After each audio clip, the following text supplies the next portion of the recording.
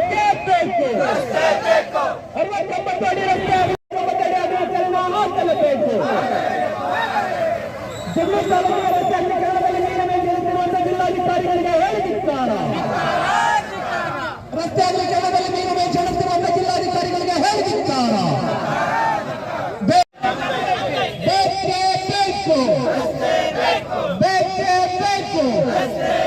ಮೆಟ್ಲನ್ನು ಮಾತ್ರ ಒತ್ತುವರಿ ಮಾಡಿರೋದು ತಹಶೀಲ್ದಾರ್ಗೆ ಜವಾಬ್ದಾರಿ ಕೊಡ್ತಾರೆ.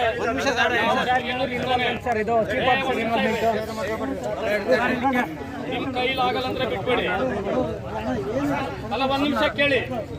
ನಿಮ್ದು ಇದೆ ಸಾಹೇಬ್ರೆ, ಇವತ್ತು ನೀವು ಸ್ಪಷ್ಟವಾದ ಮಾಹಿತಿ ಕೊಟ್ಟು ಹೋಗ್ಬೇಕು ಸಂಬಂಧಪಟ್ಟ ಇಲಾಖೆಯವರಿಗೆ, ನಿಮ್ಮ ಅಧೀನ ಇಲಾಖೆಯವರಿಗೆ. ಎಲ್ಲ ಕೆಲಸವನ್ನು ಹೋಲ್ಡ್ ಮಾಡಿ, ನಾಳೆಯಿಂದ ಬೇಕಾದ್ರೆ ಇನ್ನೊಂದ್ಸರಿ ನೀವು ನೋಟಿಸ್ ಇಶ್ಯೂ ಮಾಡಿ, ಇನ್ನೂ ನಿಮ್ಗೆ ಸಮಯ ಕೊಡ್ತೀವಿ.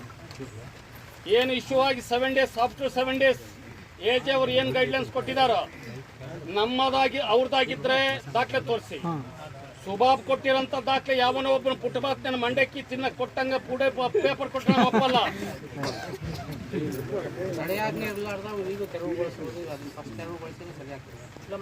ಯಾಕೆ ಮೀನಾವೇಶ ನಿಮ್ದು? ನಿಮ್ಮ ಮೇಲೆ, ಬರೀ ನಿಮ್ಮ ಮೇಲೆಲ್ಲ ನನ್ನ ಮೇಲೇನು ಸಂದೇಹ ಬಂದಿದೆ, ಗೊತ್ತಿದ್ಯಾ? ನೀವು ಮಾಡೋ ಕೆಲಸಕ್ಕೆ ಸಾರ್ವಜನಿಕರ ಒತ್ತಡದ ಮೇಲೆ ನಾವು ಕುಂತಿರೋದಿಲ್ಲ, ಇಡೀ ನಾಗರಿಕರ ಒತ್ತಡ. ಒಂದು ನಿಮಿಷ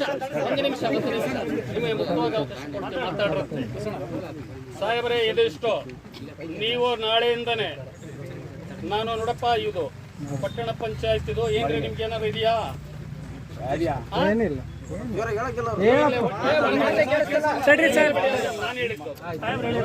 ನಾನು ಹೇಳಿರೋದು ಅದನ್ನ ಸುಮ್ಮನೆ ಯಾರ ಮೇಲೆ, ಜಿಲ್ಲಾಧಿಕಾರಿ ಇವ್ರ ಮೇಲೆ ಇವ್ರ ಮೇಲೆ ಮಾಡಲ್ಲ.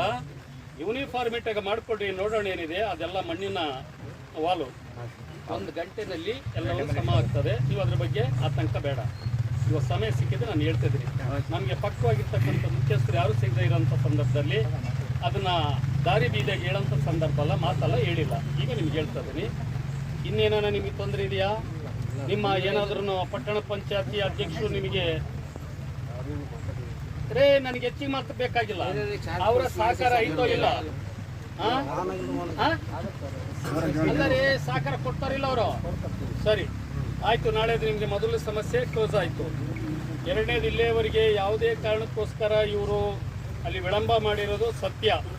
ನಾನು ನಿಮ್ಮ ಹಾಗೆ ಬೇಡತಿದ್ದೆ, ನಿಮ್ಮ ಹಾಗೆ ನಾನು ಕಾನೂನಿನಲ್ಲಿ ಪರಿಣಿತಿ ಪಡೆದವನಲ್ಲ. ಬೇಕು ಅನ್ನೋದಕ್ಕಿಂತ ಹೆಚ್ಚಾಗಿ ಇಲ್ಲಿ ನಮ್ಮಲ್ಲಿನೇ ಗೊಂದಲ ಇರೋದ್ರಿಂದ ಇವರೆಲ್ಲರೂ ಅಸಹಾಯಕರಾಗಿದ್ದಾರೆ. ಕೆಲಸ ಮಾಡಕ್ ಹೋದ್ರೆ ಮಧ್ಯರಾತ್ರಿ ಫೋನ್ ಮಾಡಿ ನಿಲ್ಸು ಅಂತ ಹೇಳಿದ್ದಾರೆ. ಮಾಡದೇ ಇದ್ರೆ ಯಾಕೆ ಪ್ರಶ್ನೆ ಅಂತ ಕೇಳಿದ್ದಾರೆ. ಅಧಿಕಾರಿಗಳು, ಶಾಸಕರ ಒಂದು ಭಯದ ವಾತಾವರಣದಲ್ಲಿ ನೌಕರಿ ಮಾಡ್ತಾ ಇದಾರೆ ಅಂತಾರೆ. ಒಂದ್ ಕಡೆ 40 ಸಾಕು ಅಂತಾರೆ, ಒಂದ್ ಕಡೆ 69 ಹೊಡಿರಿ ಅಂತಾರೆ. ಚಿಕ್ಕಪೇಟೆ ಎಷ್ಟೈತಂತ ಹೇಳ್ತಾರೆ. ಇದೇನಾದ್ರೂ ಸುಳ್ಳಿದ್ರೆ ಹೇಳಿ, ಅವನ್ನೆಲ್ಲ ಬೇಡ. ಸಮುದ್ರ ಎಲ್ಲಿರ್ತದೋ ಅಲ್ಲಿ ಅಲ್ಲೇ ಬರ್ತದೆ, ಜನ ಎಲ್ಲಿರ್ತಾರೋ ಅಲ್ಲಿ ಸಮಸ್ಯೆ ಹುಡ್ತದೆ. ಸಮುದ್ರದಲ್ಲಿನೇ ಅಲೆ ಮಾಯವಾಗ್ತದೆ. ಜನ ನಾವೆಲ್ಲ ಒಂದಾದ್ಮೇಲೆ ನಾವೆಲ್ಲ ಅಣ್ಣ ತಮ್ಮಗಳು ಆಗ್ತೀವಿ. ಅದ್ರ ಬಗ್ಗೆ ಈಗ ಯಾರು ಮಾತಾಡೋದು ಬೇಕಾಗಿಲ್ಲ. ಹಾಗಾಗಿ ಇವತ್ತು ಇನ್ನು ಮುಂದೆ ಆಗಿರ್ತಕ್ಕಂಥ ಇದಕ್ಕೆ ಬೇಕಾಗಿತ್ತು ಇಷ್ಟು ವರ್ಷ, 2 ವರ್ಷ ಬೇಕಾಗಿತ್ತ ನೀವು ಇಲ್ಲಲ್ಲೇ ಬಂದು ಕೂತ್ಕೊಳ್ಳೋದಕ್ಕೆ? ಯಾವ ಮಗ್ಲ ಮಕ್ಕಂಡಿದ್ರಿ ಇಲ್ಲಿವರೆಗೆ ನೀವು?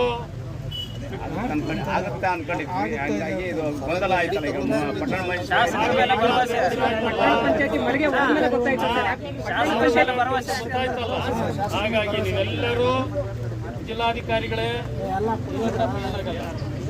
ಸಾಹೇಬ್ರು ಬೇಕಾದ್ರೆ ಅಲ್ಲಿ ನಾವು ಮಳೆಗೆ ಬಂದ ನೋಡಿ.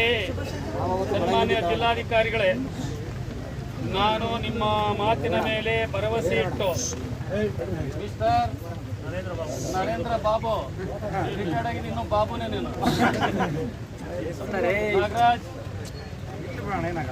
ನಾಯ್ಕರೇ, ನಿಮ್ಮೆಲ್ಲರ ಮೇಲೆ ಭರವಸೆ ಇಟ್ಟು ಹೇಳಿದ್ರೆ ನಾನು ಇಲ್ಲಿ ಧರಣಿ ಕೂತರಲ್ಲಿ ವಿನಂತಿ ಮಾಡಿ ಇಲ್ಲಿಗೆ ಸಾಕು, ನಿಮ್ಮ ಧರಣಿಗೆ ಹೋರಾಟಕ್ಕೆ ಫಲ ಸಿಕ್ಕಿದೆ ಅನ್ನೋಂಥ ಮಾತನ್ನು ಈಗ ಹೇಳಿ, ಫಲ ಸಿಗ್ತದೆ ಅನ್ನೋ ಆಶಾಭಾವನೆಯಿಂದ ನಾವು ಅವ್ರನ್ನ ಇಲ್ಲಿಂದ ನಾನು ಗೌರವವಾಗಿ ಅವ್ರಿಗೆ ಮನವಿ ಮಾಡಿಕೊಡ್ತೀನಿ.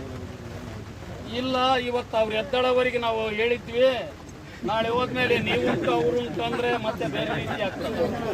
ಹೇಳ್ರಿ ಸಾಹೇಬ್ರೆ, ಕೇಳ್ತಾರೆ ಯಾವ ನಿಮ್ಗೆ ನಿಮ್ಮ ಮೇಲೆ ಭರವಸೆ ಇಡ್ಬೋದ ನಾವು? ಹೇಳಿ ಸರ್.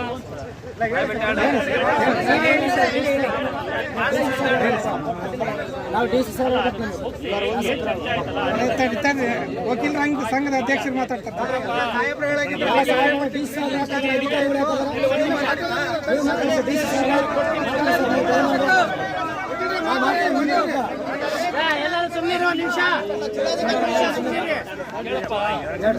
ಇಲ್ಲಿಗೆ ಈ ರಸ್ತೆ ಅಗಲೀಕರಣ ವಿಚಾರವಾಗಿ ಶಾಸಕನಾಗಿ ನಿಮ್ಮ ಪ್ರಶ್ನೆಗಳಿಗೆ ಮಾಹಿತಿ ಕೊಟ್ಟಿದ್ದೀನಿ ಅಂತ ಭಾವಿಸಿದ್ದೀನಿ. ಇನ್ನೂ ಏನಾರ ನನ್ನ ಪರವಾಗಿ ಕೇಳೋದು ನನಗೆ ನೇರವಾಗಿ ಕೇಳೋದಿದ್ರೆ ಕೇಳಿ ಅವ್ರ ಉತ್ತರ ಕೊಡ್ತೀನಿ.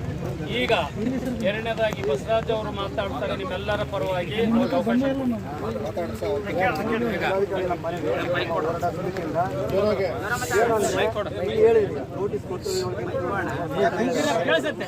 ಅಧಿಕಾರಿಗಳು ಮೀಟಿಂಗ್ ಕರಿಬೇಕು.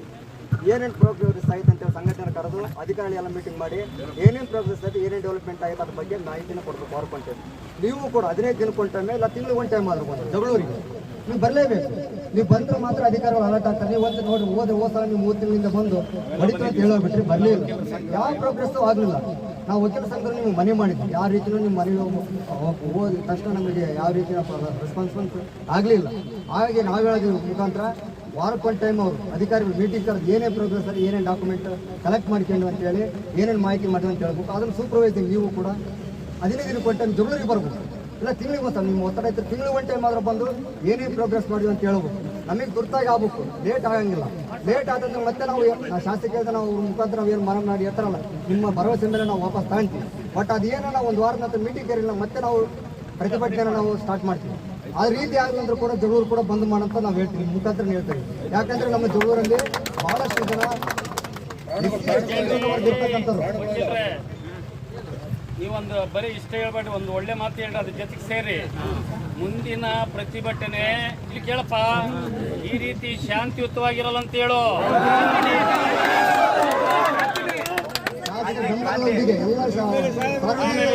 ಕೇಳಿ, ಇನ್ನು ಮುಂದೆ ನಾನು ನಿಮ್ ಜೊತೆ ಬಂದು ಕೂರ್ತೇನೆ ಇಲ್ಲಿ. ನಿಮ್ಮ ಒಪಿನಿಯನ್ ಬೇಕು ನಮ್ಗೆ. ಇಷ್ಟು ನಮ್ಮ ಈ ಬೇಡಿಕೆಗಳಿಗೆ ಕರೆಕ್ಟ್ ಸೂಪರ್ವೈಸರ್ ಇದು ತಪ್ಪಿದಲ್ಲಿ ಮುಂದೆ ನಾವು ಏನ್ ಹೇಳ್ತಾರೆ ಉಗ್ರ ಹೋರಾಟಕ್ಕೆ ನಾವು ತಯಾರಿ. ಈ ರೀತಿ ಶಾಂತಿಯುತ ಹೋರಾಟ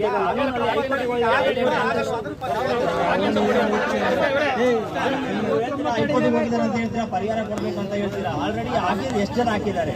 55 ಜನ ಹಾಕಿದ್ದಾರೆ. ಡಿಸ್ಪೋಸ್ ಎಷ್ಟಾಗಿದ್ದಾವೆ? ಮೊನ್ನೆ ಜಿಲ್ಲಾಧಿಕಾರಿಗೆ ಪಾರ್ಟಿ ಮಾಡಿದ್ದಾರೆ. ಆ ಪಾರ್ಟಿ ಅದನ್ನು ನೀವು ಅಲ್ಲಿ ಏನು ಆನ್ಸರ್ ಮಾಡಿದ್ದೀರಾ? ನಿಮ್ಮ ಪರವಾಗಿ ಅಲ್ಲಿ ಅಟರ್ನಿ ಜನರಲ್ ಹತ್ರ ಮಾತಾಡಿ ಜಗಳೂರದ ಸಂಬಂಧಪಟ್ಟಂತ ಅಧಿಕಾರಿಗಳಿಂದ ನೀವು ಅದಕ್ಕೆ ತಕರಾರು ಸಲ್ಲಿಸಿದ್ರೆ ಅದು ಸಲ್ಲಿಸಿಲ್ಲ. ಅದಕ್ಕಿಂತ ಪೂರ್ವದಲ್ಲಿ ನೀವು ಕೇವೆಟ್ ಹಾಕಿ ಈ ಒಂದು ಜಾಗ ಅಳತೆ ಮಾಡ್ತಿದ್ದಂಗೆ ಅವ್ರು ಪಟ್ಟಂತ ಹೋದ್ರು. ನೀವು ಬಂದು ಅವ್ರು ಹೇಳಿದ್ರಿ 69 ಅಡಿ ನಾವು ವಿಸ್ತರಣೆ ಮಾಡ್ತೀವಿ ಅಂತ ಜಗಳೂರಿನ ಸ್ಟೇಟ್ಮೆಂಟ್ ಕೊಟ್ಟ ತಕ್ಷಣ ಅದಕ್ಕೆ ಅವ್ರು ಕಾಸ್ ಆಫ್ ಆಕ್ಷನ್ ಸೃಷ್ಟಿ ಮಾಡ್ಕೊಂಡು ಆ ಒಂದು ರೀಸನ್ಗೋಸ್ಕರನೇ ಅವರು ಅರ್ಜಿ ಹಾಕಿದ್ರು. ನೀವೇನ್ ಮಾಡಬೇಕಾಗಿತ್ತು? ನೀವು ಈ ಒಂದು ಅಳತೆ ಕಾರ್ಯಕ್ರಮ ಸ್ಟಾರ್ಟ್ ಆಗ್ತಿದ್ದಂಗೆ ನೀವು ಮಾನ್ಯ ಹೈಕೋರ್ಟ್ಗೆ ಕೇವಿಟ್ ಹಾಕ್ಬೋದಿತ್ತು. ನೀವು ಅಲ್ಲಿ ಲೋಪದೋಷ ಮಾಡಿದ್ದೀರಾ. ಅದಕ್ಕೆ ಸಂಬಂಧಪಟ್ಟ ಆ ಲೋಪದೋಷನ ನೀವು ಇವಾಗ ಫುಲ್ಫಿಲ್ ಮಾಡ್ತೀರೋ ಇಲ್ವೋ? ಯಾವ ಟೈಮ್ ಆ ಲೋಪದೋಷ ಮಾಡಿದ್ದೀರಾ ಮೊದಲೇದಾಗಿ ಹೈಕೋರ್ಟ್. ಅದೇ ತದನಂತರ ಈ ಇರೋಂಥ ಕೇಸ್ ಎಷ್ಟಿದಾವೆ ಅದರ ಮಾಹಿತಿ ಆ ಸ್ಟೇಜ್ ಯಾವ ಕೇಸ್ ಎಷ್ಟೆಷ್ಟು ಇದಾವೆ. ಸರ್ ಮುಖ್ಯವಾಗಿ ನಮ್ಗೆ ಸರ್ಕಾರಿ ಮರಿಗಳು ಏನಲ್ಲ ನಾವು ನೋಡ್ಕೊಂಡಂಗೆ ಆಮೇಲೆ ಅಲ್ಲ ಶಾಸಕ ಹೇಳಿದಾರೆ ನೀವು ಬೆಂಬಲ ಕೊಡ್ಬೇಕು ಸರ್. ಶಾಸಕರು ಪ್ರಾರಂಭ ಮಾಡಿದ್ರೆ ಇದೆಲ್ಲ ಹೋರಾಟಗಳು ಯಾರು ಮಾಡಿಲ್ಲ, ಇದುವರೆಗೆ ಯಾರು ಮಾಡಿಲ್ಲ. ಪ್ರಥಮವಾಗಿ ಅವರೇ ಜಗಳ ಸ್ಟಾರ್ಟ್ ಮಾಡಿದ್ದು. ಯಾರು ಇದು ಹಿಂದೆ ಯಾರು ಮಾಡಿಲ್ಲ.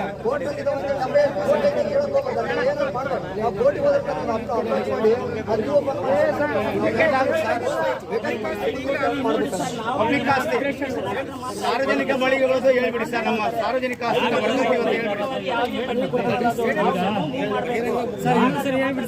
ಹೈಕೋರ್ಟ್ ವಿಚಾರ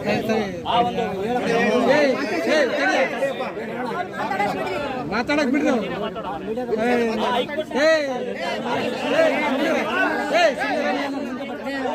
ಸುಮ್ಮನಿರಲ್ಲ ಒಬ್ರು ಮಾತಾಡ್ತಾರೆ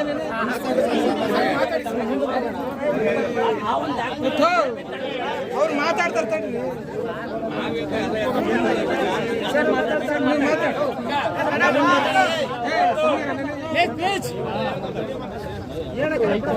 ಹೈಕೋರ್ಟ್ ಇರ್ತಕ್ಕಂಥ ಪ್ರಕರಣಗಳೆಲ್ಲ ಈಗ ನಾವು ಇದು ಮಾಡೋದಕ್ಕೆ ಏನೋ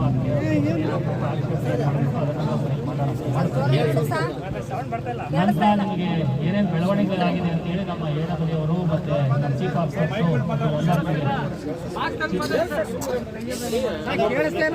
ಸರ್ ಹಾಗೆ ಮಾತಾಡಿ ಸರ್ ಮೈಕ್ ಬೇಡ ಸರ್ ಹಾಗೆ ಮಾತಾಡಿ ಚೀಫ್ ಆಫೀಸರ್ಸ್ ಇವರೆಲ್ಲ ನಿಮಗೆ ಬ್ರೀಫ್ ಮಾಡೋದಕ್ಕೆ ಹೇಳ್ತೀನಿ ನಾನು ಸರ್ ಸರ್ ನಾನು ಮಾತಾಡ್ತೀನಿ ಒಂದೆರಡು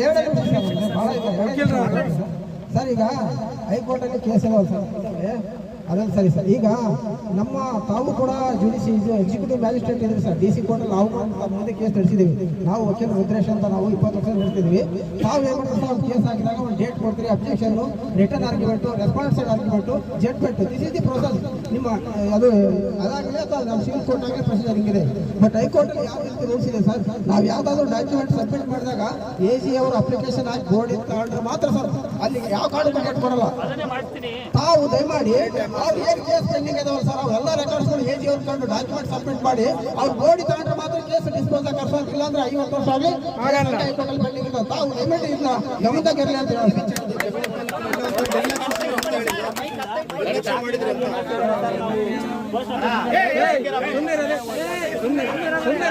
ಅವ್ರು ಹೇಳಿದ್ದಾರೆ ಈಗ ಹೈಕೋರ್ಟ್ ಅಲ್ಲಿ ಇರ್ತಕ್ಕಂಥ ಏನಿದೆ